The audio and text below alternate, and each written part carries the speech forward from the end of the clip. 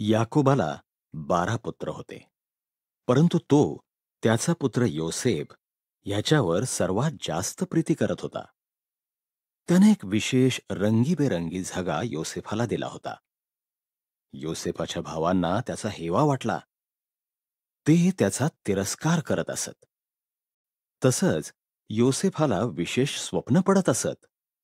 तो म्हणाला, आपण सर्व आपापल्या गव्हाच्या पेंढ्या बांधत होतो असं मला स्वप्नात दिसलं, आणि तुमच्या पेंढ्यांनी उठून माझ्या पेंढीला नमन केलं.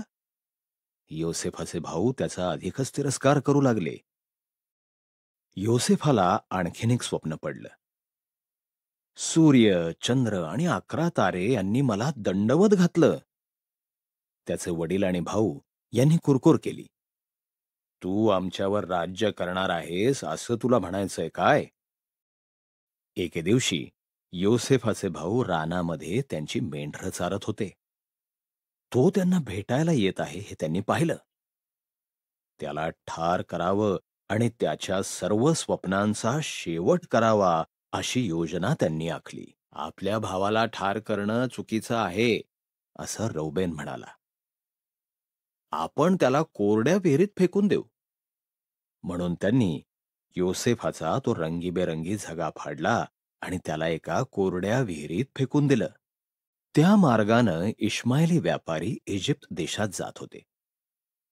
आपण योसेफाला इश्माएली लोकांना गुलाम म्हणून विकून टाकूया असं यहुदानं सुचवलं. आणि म्हणून त्या भावांनी चांदीची 20 नाणी घेऊन योसेफाला विकलं. त्याच्या भावांनी योसेफाचा झगा बकऱ्याच्या रक्तात बुडवला आणि तो याकोबाला दाखवला. तो रडला, माझा मुलगा तर आता मरण पावला आहे.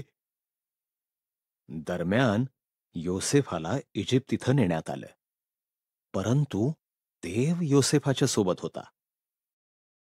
इजिप्तमध्ये इश्माएली लोकांनी योसेफाला पोटिफरला विकलं.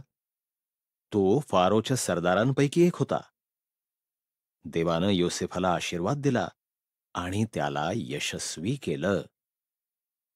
पोटिफरनं योसेफाला आपल्या सर्व मालमत्तेवर अधिकारी नेमलं.